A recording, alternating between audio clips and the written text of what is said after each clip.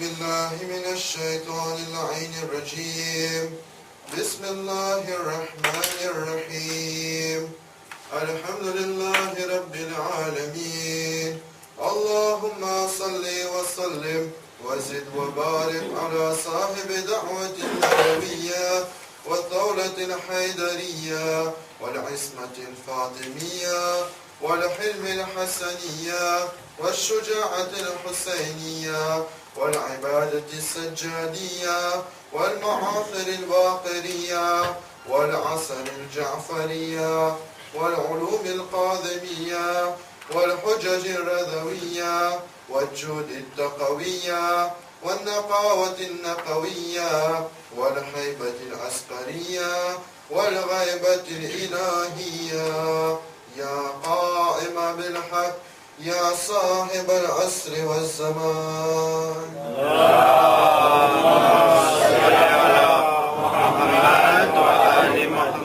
أما بعد قال الله تبارك وتعالى في القرآن المجيد بسم الله الرحمن الرحيم أينما تكونوا يأتي بكم الله جميعا إن الله على كل شيء قدير.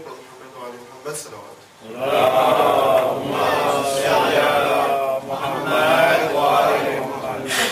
Mes chers frères, mes chères sœurs, salam alaykum wa rahmatullahi wa barakatuh. Avant de commencer mon majlis, je tiens tout d'abord à m'excuser pour hier, car je n'ai pas réussi à respecter le temps qui m'était imparti et j'ai un peu dépassé. Du coup, Inch'Allah, aujourd'hui, j'essaierai de respecter le temps qui m'est imparti. Aujourd'hui, je ne traiterai que deux conditions devant vous, car finalement, il est inutile d'aller trop vite et de respecter finalement le quota de 3 conditions que nous nous sommes imposées, et finalement d'aller trop vite et de ne pas réussir à retenir les éléments essentiels. De toute façon, Inch'Allah, nous aurons un majlis, le majlis du ziyarat, qui est encore là, et si je ne réussis pas toujours à traiter 3 conditions par jour, j'ai ce majlis là pour finir, au cas où si je ne réussis pas à rattraper.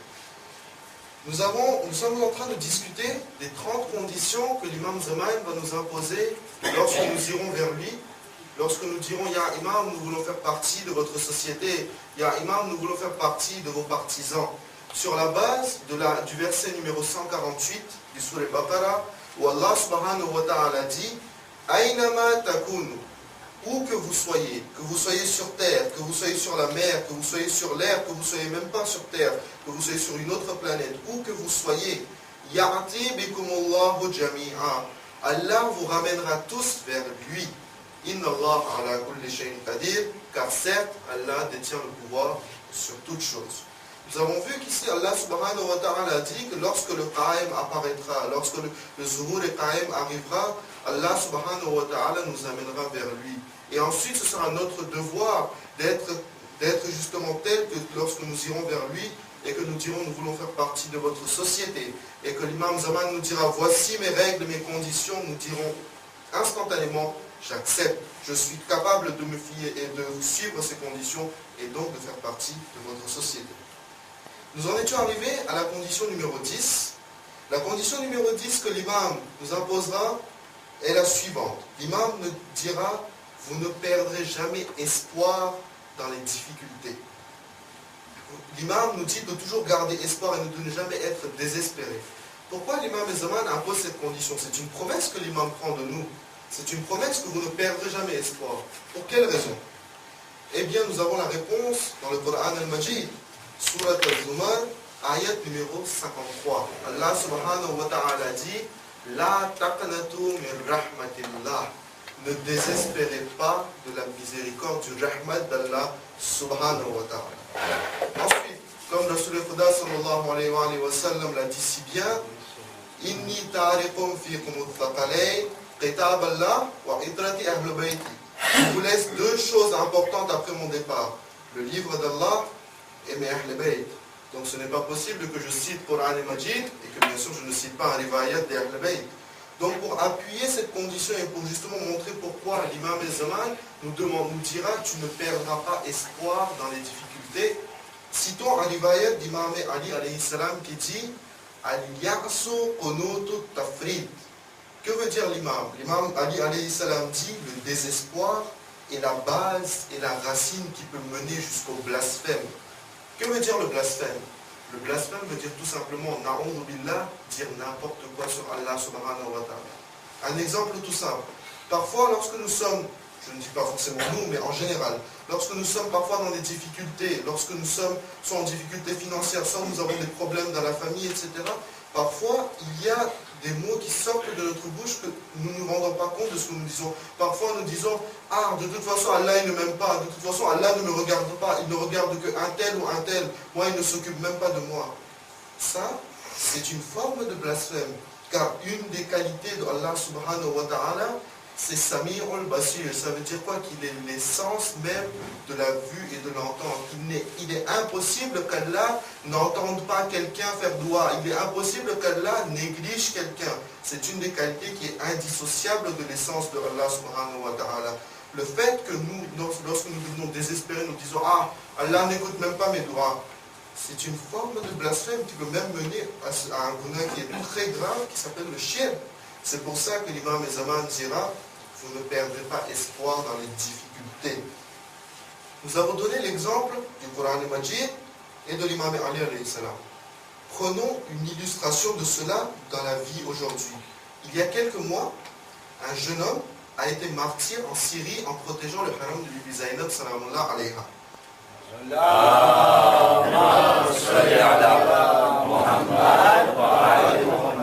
Ce jeune homme avait déjà écrit une lettre à l'intention de sa mère et avait dit que si je meurs, envoyez cette lettre à ma mère. Cette lettre a été publiée dans les journaux. Qu'avait-il écrit dans cette lettre?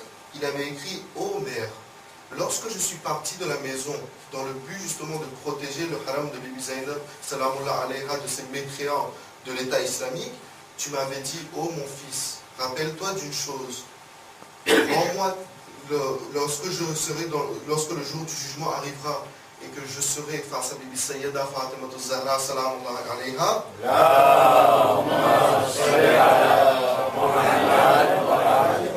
fais en sorte que je sois digne de me tenir devant Sayyida Fatima Zahra salamullah alayha. » C'est une mère, son fils part au combat, elle sait très bien que mon fils a toutes les chances de mourir et d'être martyr au combat.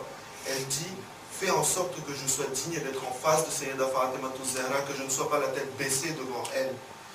Ensuite, son fils lui écrit, ô mère, si tu as reçu cette lettre, cela veut dire que j'ai été martyr et que je ne suis aujourd'hui plus de ce monde.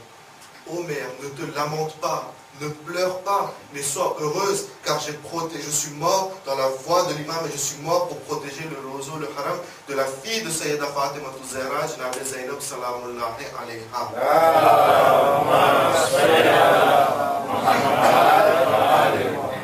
Voilà tout simplement ce que l'imam nous demande, une volonté à toute épreuve.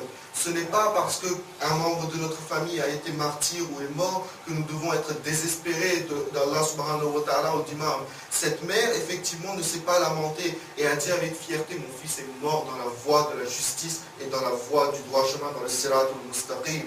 Voilà une volonté à toute épreuve. Voilà ce que l'imam Zaman nous demande là.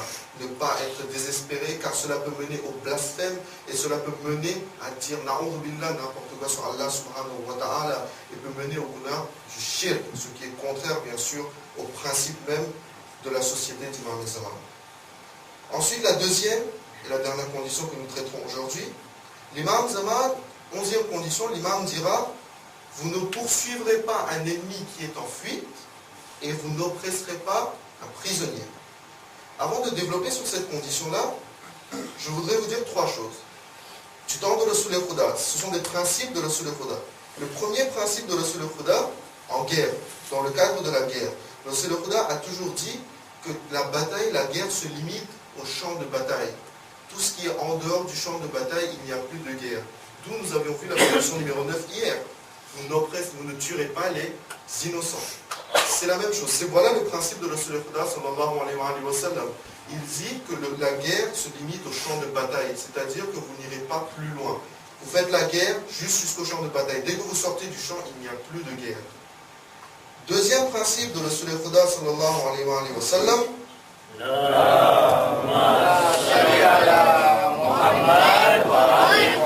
Qui est en fait un principe de la religion islamique en guerre.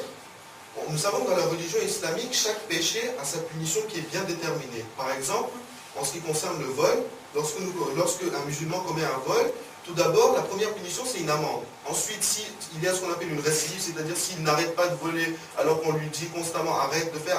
Ensuite, la punition extrême, c'est de lui couper les doigts. Par contre, la punition de l'emprisonnement, si nous regardons, l'emprisonnement, dans la religion islamique et dans la loi islamique, l'emprisonnement, faire prisonnier quelqu'un, ce n'est réservé que pour la guerre. C'est-à-dire que la notion de prisonnier dans l'islam n'existe que dans le domaine de la guerre. Deuxième principe. Le dernier principe, avant de développer sur cette condition-là, c'est que aujourd'hui, lorsqu'il y a une guerre entre pays et qu'il y a des prisonniers de guerre, les prisonniers sont remis à l'État. Dans le temps de Rasul al-Khuda et dans la religion islamique, ce n'était pas comme ça. Avant, c'est celui qui capture le prisonnier qui a, si on veut, l'autorité sur le prisonnier. C'est-à-dire, c'est lui qui va décider. C'est-à-dire, je l'ai capturé, il est à moi. Je ne le donne à personne, ce prisonnier. Ce n'est pas que j'en fais ce que je veux. Il y a deux solutions avec les prisonniers. Soit on le tue sur le champ.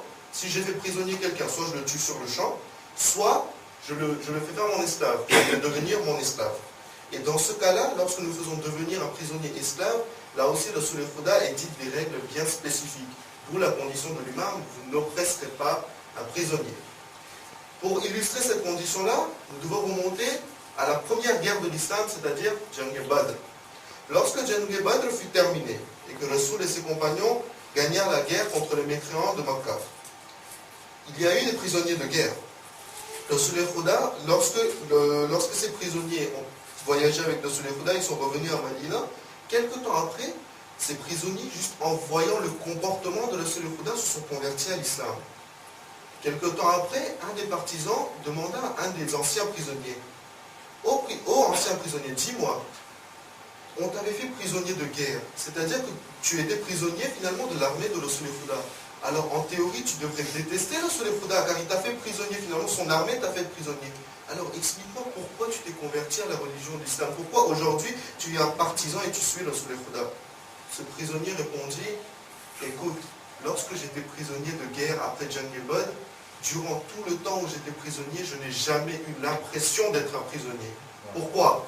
Car lorsque Jang Badr fut terminé et que nous étions là en tant que prisonniers, le Rasul al-Khuda dit à ses partisans, ceux qui ont capturé des gens et qui les font prisonniers, ne les attachez pas. N'attachez pas de cordes à leurs mains, ne les attachez pas et occupez-vous-en correctement. Ensuite, il dit, durant tout le trajet du champ de bataille de Badr jusqu'à Madina, nous n'avons jamais eu ni faim ni soif.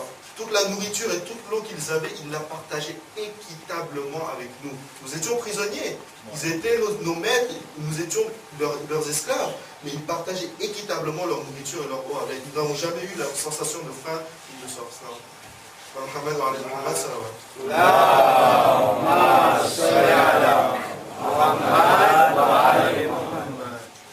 Ensuite, cela ne s'arrête pas là. Lorsque l'ancien prisonnier dit, lorsque nous arrivâmes à Madina, le Rasul al-Khuda dit, écoutez-moi bien, ceux qui ont les prisonniers, tant que vous ne les libérez pas, ou bien tant que ces esclaves-là, ces prisonniers-là ne trouvent pas du travail, ces prisonniers-là sont vos invités. Il a dit à chaque musulman, la nourriture que vous cuisinez chez vous, 50% de la nourriture vous gardez pour vous, et 50% de cette nourriture doit arriver jusqu'à ces prisonniers-là. Voilà le principe de l'humanité de Rasul al-Khuda. Ce sont des prisonniers de guerre. Encore plus, ce ne sont pas des musulmans. Ils étaient mécréants encore, ils étaient kafirs. Mais voilà la bonté et le principe d'humanité de Rasul al-Khuda sallallahu alayhi wa sallam.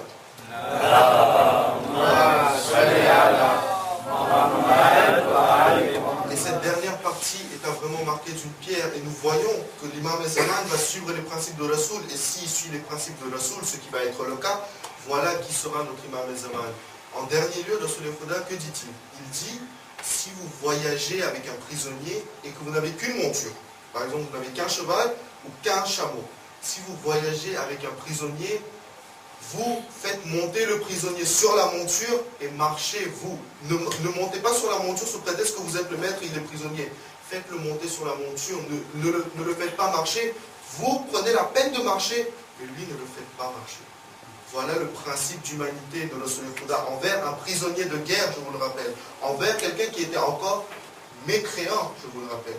Voilà le principe d'humanité qui sera suivi par Imam Zaman, d'où sa condition numéro 11. Vous ne courrez pas derrière un ennemi en fuite qui a lâché son arme et qui est parti, parce que cela aussi est un principe de guerre de Rasul al-Khuda. Tant que tu es face à un ennemi qui a son arme, combat. Dès qu'il a lâché son arme, le combat est terminé. Tu n'as pas le droit de le poursuivre alors qu'il n'est pas armé. Voilà le principe donc de Rasul al-Khuda sallallahu alayhi wa sallam qui sera suivi par notre Imam Zaman, ajalallahu ta'ala farajahu sharif. Donc pour terminer mon majlis, cette troisième condition que j'avais prévue pour aujourd'hui, Inch'Allah, je vous la dirai demain, avec deux autres conditions. Donc pour terminer mon majlis, bien sûr, toujours, hadith de Imam Zaman, ajalallahu ta'ala farajahu sharif. Aujourd'hui, le hadith que je vais vous présenter est tiré de Bihar al-Anwar, volume 53, page 175. L'Imam Zaman nous dit: nous sommes informés de tous vos actes et rien ne nous est caché. L'Imam Zaman montre son ilm règne, que vous ne pourrez pas nous mentir en nous disant: ah non, nous n'avons pas fait ça. L'Imam Zaman, dès qu'il nous verra, il sait très bien ce que nous avons fait, ce que nous n'avons pas fait, ce que nous avons fait de bien, ce que nous avons fait de mal. Mais cela ne l'empêchera pas de nous accepter, même si nous avons fait des gounas. Nous avons déjà débattu sur cela. Inch'Allah, je vous présenterai la suite demain. Bismillahirrahmanirrahim. Innama yuridullahu liyudhhiba ankum ar-rijsa ahlal bayt wa yutahhirakum tathira.